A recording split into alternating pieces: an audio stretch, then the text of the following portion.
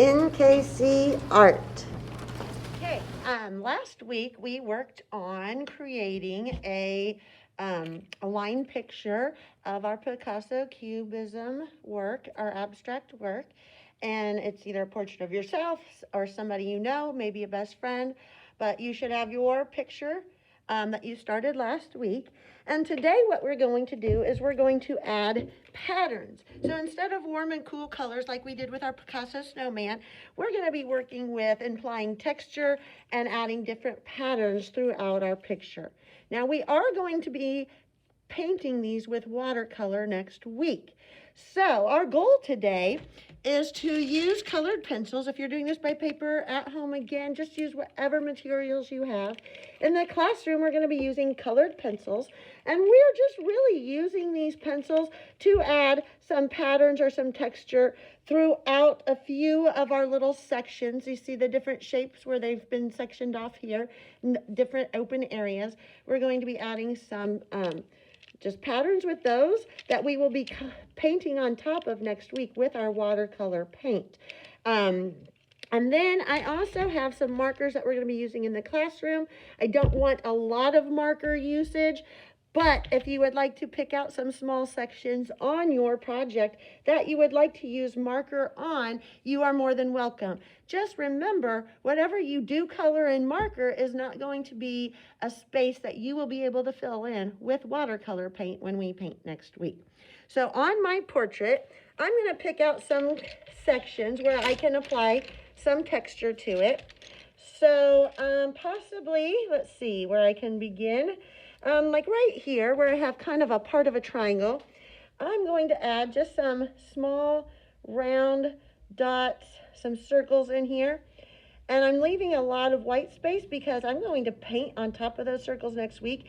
I don't know if I'll use blue or a different color yet, but I'm just going to paint right over that pattern or that texture that I'm adding, kind of like a little bumpy texture going on there. So just go around your project. Ooh, this I might like kind of cool, maybe with some swirls in it. Just kind of go around your project and find different areas where you would like to use colored pencil to add some patterns to your project. Different colors. Just kind of pick out wherever you'd like them to be. Maybe part of my hair, I'm going to add some kind of like a checkered pattern going on all the way down to about where this line is and just stop there. Maybe take some green. I want some kind of a pattern on this side. Maybe if, let's see, I can just do, I can do like little just check marks. Check marks would be kind of cool. It's kind of like, it looks like a hairy, pointy, like hair stubble or something. So that's the kind of texture you would get by doing this. I don't think I want to add it to my entire side, maybe just the top part up here. Kind of space them out a little bit. I'm just gonna, in my head, I know that I want to paint over that with watercolor next week. So I'm leaving some areas, nice white areas in there.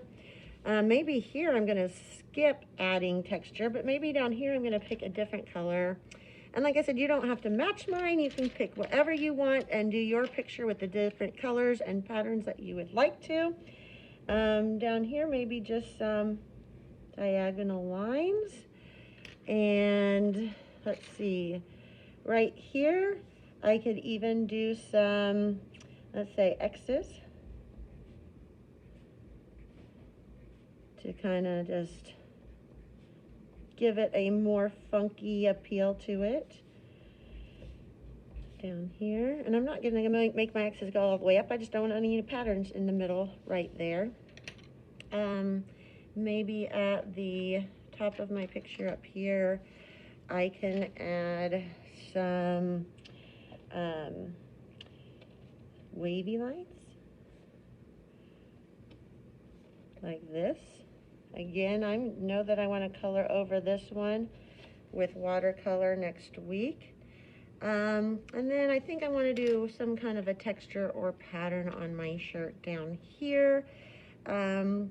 Possibly I can try to do some zigzags on my shirt. Again, just leaving areas where I can paint over it next week. You can even color in like small spaces with your colored pencils if you would like to. So I can color in like the middle of my eye with a colored pencil. Ooh, I kind of like that purple being right there. Maybe just part of my lip I want to do in colored pencil, and the other part I might just paint.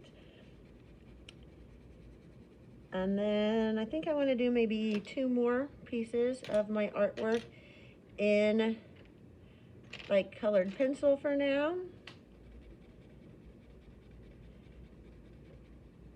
Notice I'm not doing a lot of spaces, filling them in, and I'm just doing the small spaces because I really want paint to be most of my picture.